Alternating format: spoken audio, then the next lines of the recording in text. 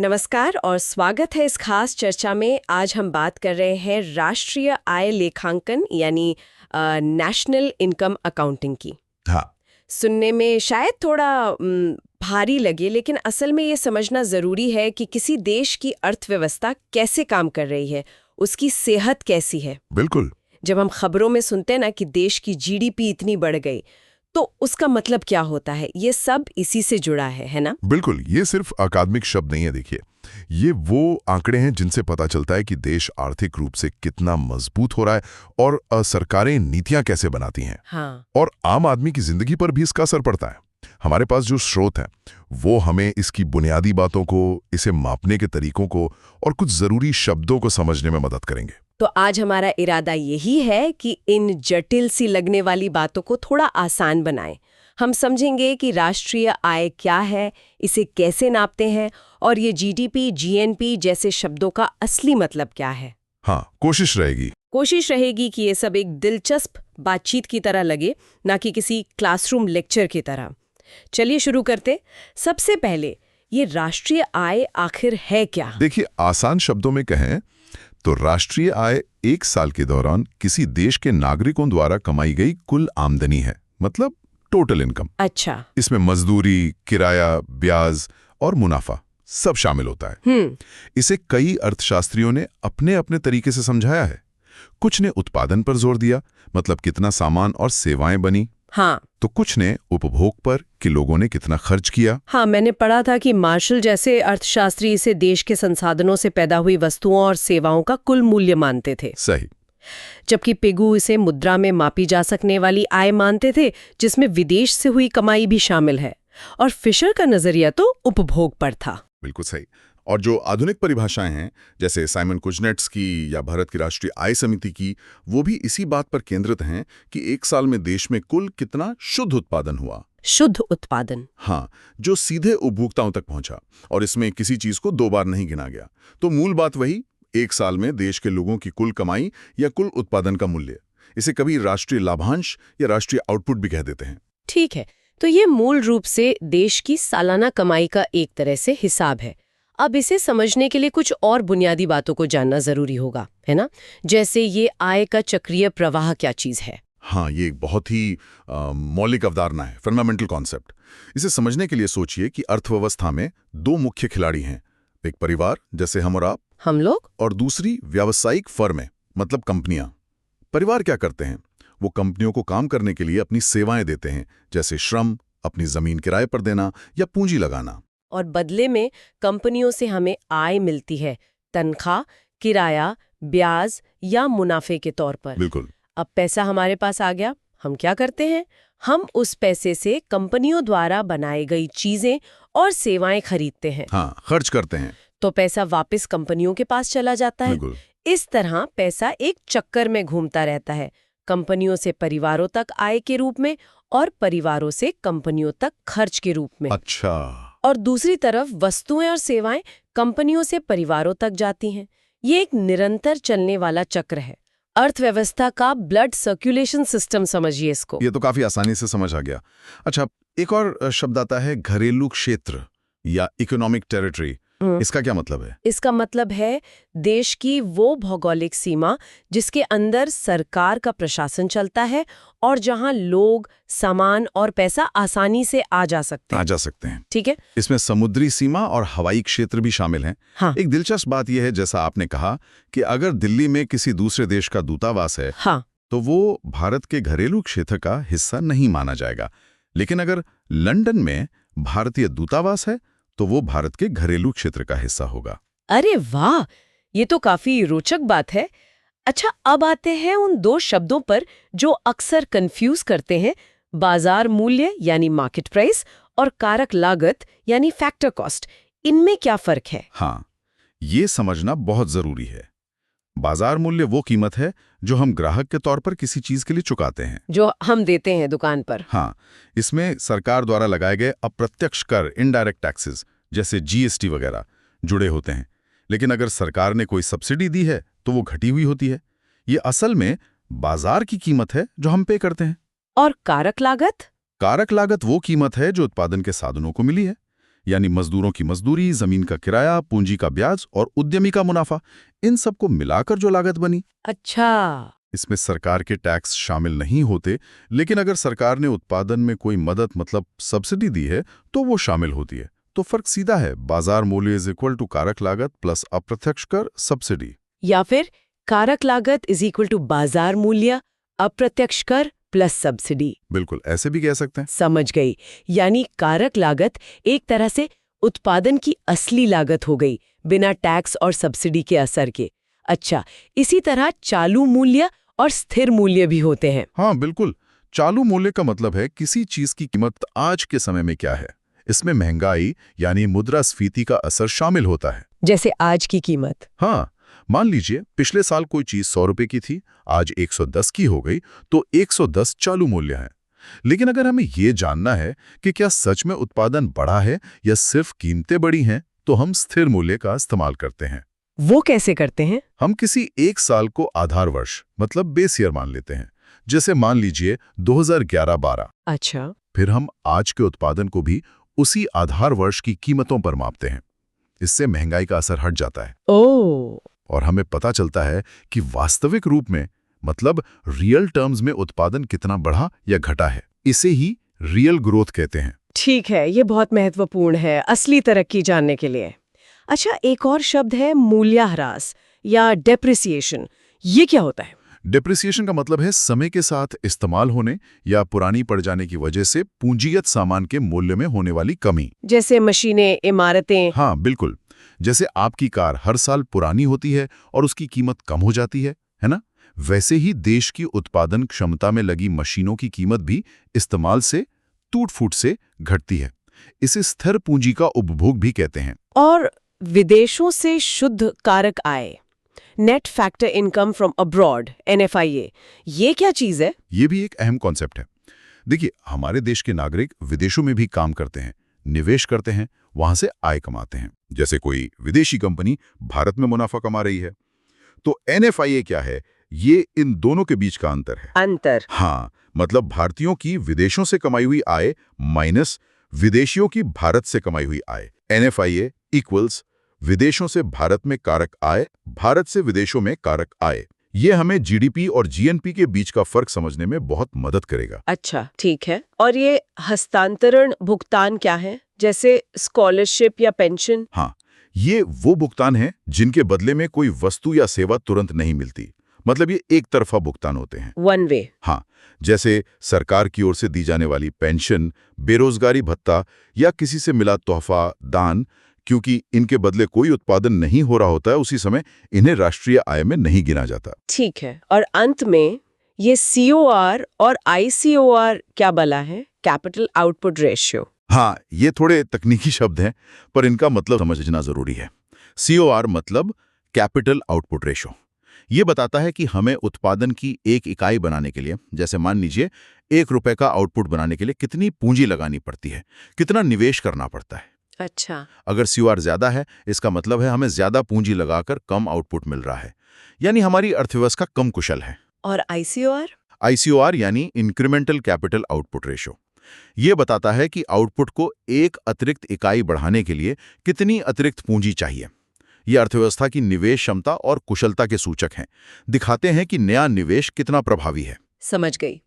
तो ये कुछ बुनियादी शब्द थे। अब आते हैं उन बड़े नामों पर जो हम अक्सर सुनते हैं, GDP, GNP वगैरह। इनमें सबसे आम तो GDP है, सकल घरेलू उत्पाद। बिल्कुल, GDP यानी ग्रॉस डोमेस्टिक प्रोडक्ट। ये एक साल के दौरान किसी देश की घरेलू सीमाओं के अंदर, ध्यान दीजिएगा, सीमाओं के अंदर, हाँ, डोमेस्टिक टेरिटरी में उत्पादित सभी अंतिम वस्तुओं और सेवाओं का कुल बाजार मूल्य है। यहाँ दो बातें जरूरी हैं, घरेलू सीमा और अंतिम वस्तुएं। घरेलू सीमा तो हमने समझ लिया पहले। अंतिम वस्तुएं मतलब फाइनल गुड्स। मतलब वो सामान और सेवाएं जो सीधे उपभोग या निवेश के लिए तैयार हैं, जैसे कि एक ब्रेड जो आपने खरीदी। ठीक है। इसमें उस ब्रेड को बनाने में इस्तेमाल हुए आटे या गेहूं का मूल्य अलग से नहीं जोड़ा जाएगा, क्योंकि वो मध्यवर्ती वस्तुएं थीं, इंटरमीडिएट गुड्स थीं। उनका मूल्य अंतिम ब्रेड की कीमत में पहले से ही शामिल है। ऐसा इसलिए करते हैं ताकि दोहरी गिनती ना हो, डबल काउंटिंग ना हो। हाँ, ये महत्वपूर्ण है। तो जीडीपी में देश की सीमा के अंदर हुआ सारा अंतिम उत्पादन आ गया।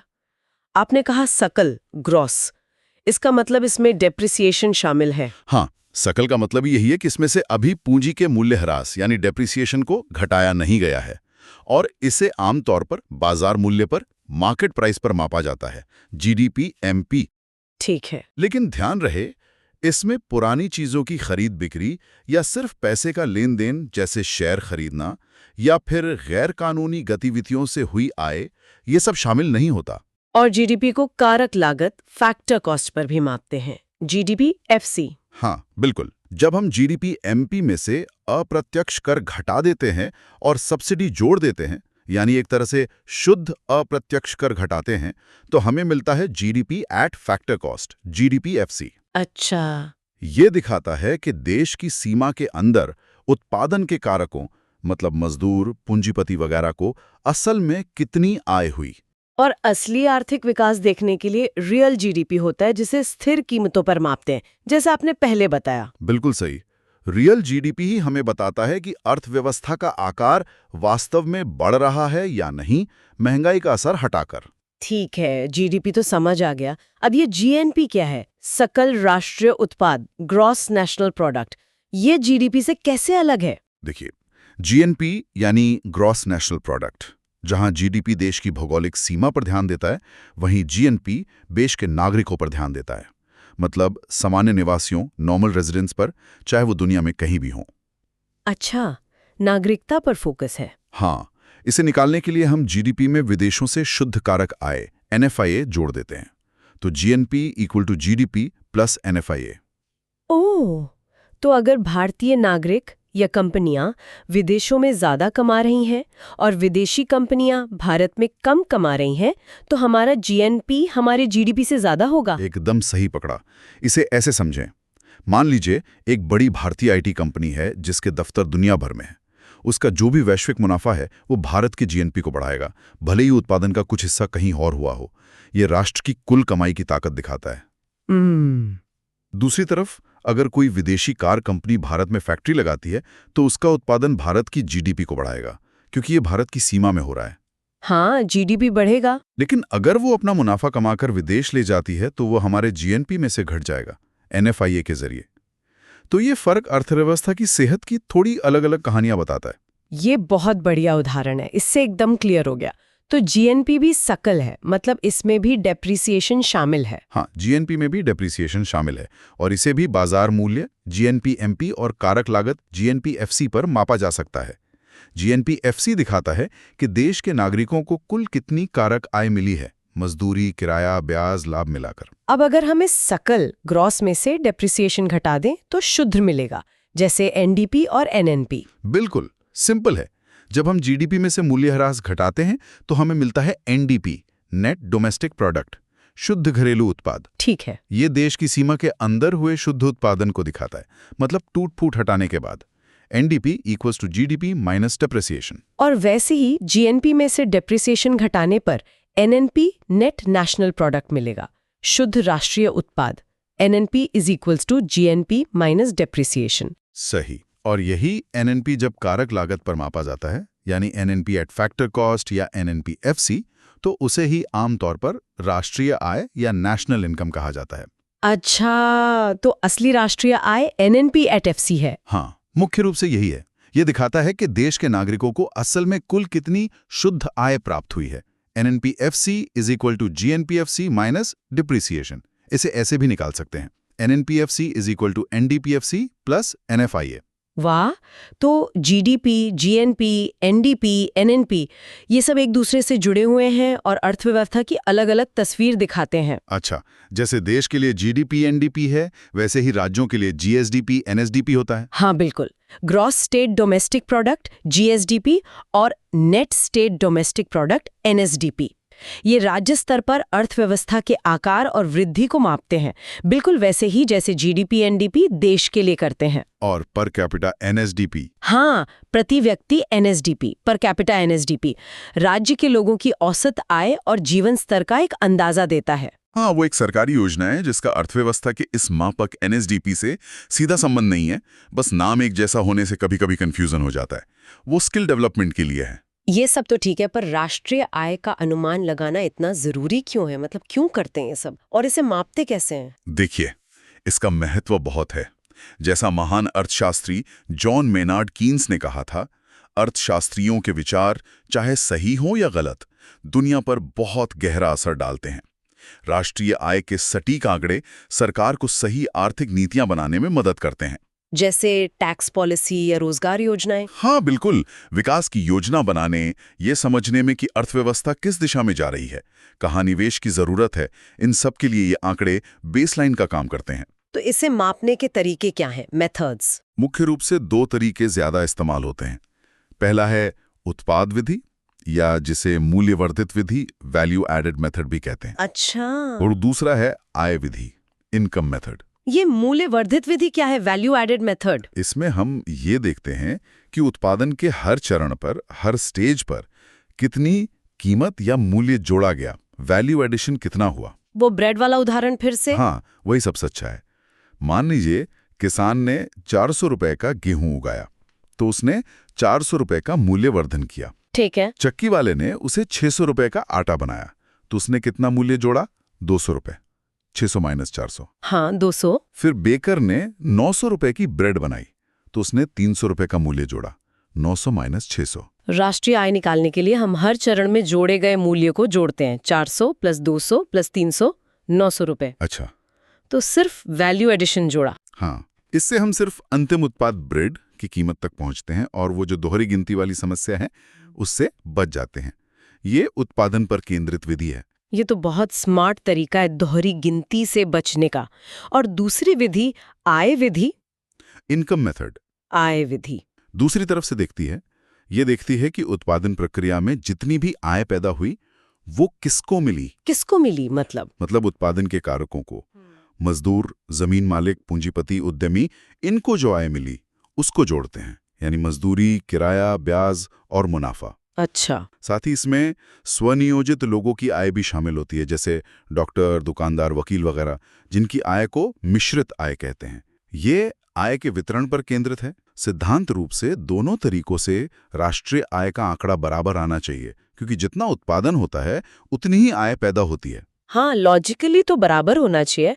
तो भारत में कौन सा तरीका इस्तेमाल होता है, या दोनों? भारत का जो राष्ट्रीय सांख्यिकी कार्यालय है, NSO, वो एक मिला जुला तरीका अपनाता है, हाइब्रिड अप्रोच। अच्छा, कैसे? जो क्षेत्र मुख्य रूप से सामान बनाते हैं, जैसे खेती, पशुपालन, मछली पकड़ना, खनन, मैन्युफैक्चरिंग, यानी प्राथमिक और द्वितीय क्षेत्र, गुड्स प्रोड्यूसिंग सेक्टर्स। हाँ, उनके लिए ज्यादातर मूल्यवर्धित विधि का इस्तेमाल होता है। और सेवा क्षेत्र, जैसे बैंकिंग, ट्रांसपोर्ट, सरकारी नौकरियां, उनके लिए आय विधि पर ज्यादा भरोसा किया जाता है, क्योंकि सेवाओं में वैल्यू एडिशन ट्रैक करना थोड़ा मुश्किल हो सकता है कई बार। भारत की अर्थव्यवस्था इतनी विविध है, इसमें कृषि भी है, उद्योग भी हैं, सेवा क्षेत्र भी बहुत बड़ा है, तो ये मिला-जुला तरीका ज्यादा व्यावहारिक और सटीक नतीजे देता है। ये दोनों विधियों की ताकत का फायदा उठाता है। ये समझदारी भरा लगता है। अच्छा, आपने दोहरी गिनती, डबल काउंटिंग की बात की थी पहले। ये एक बड़ी समस्या लगती है। इसे थोड़ा और समझाएंगे, क्योंकि ये बार बार आ रहा है। हाँ बिल्कुल, ये राष्ट्रीय आय मापने में एक बहुत आम और गंभीर चुनौती है, जैसा हमने ब्रेड वाले उदाहरण में देखा था। हाँ। अगर हम हर बिक्री को जोड़ दें, किसान ने 400 का गेहूं बेचा, मिल वाले ने 600 का आटा, बेकर ने 900 की ब्रेड, तो टोटल कितना हुआ? 1900 रुपए। 1900 रुपए। पर क्या देश में 1900 रुपए का उत्पादन हुआ? नहीं। असल उत्पादन तो सिर्फ 900 रुपए की ब्रेड का है। हाँ, क्योंकि गेहूं और आटे की कीमत तो ब्रेड में शामिल है। बिल्कुल। तो अगर हम 1900 गिनते हैं, तो हम गेहूं और आटे की कीमत को कई बार गिन रहे हैं। इसी को दोहरी गिनती कहते हैं। ऐसा होता क्यों है? मतलब गलती कहाँ होती है?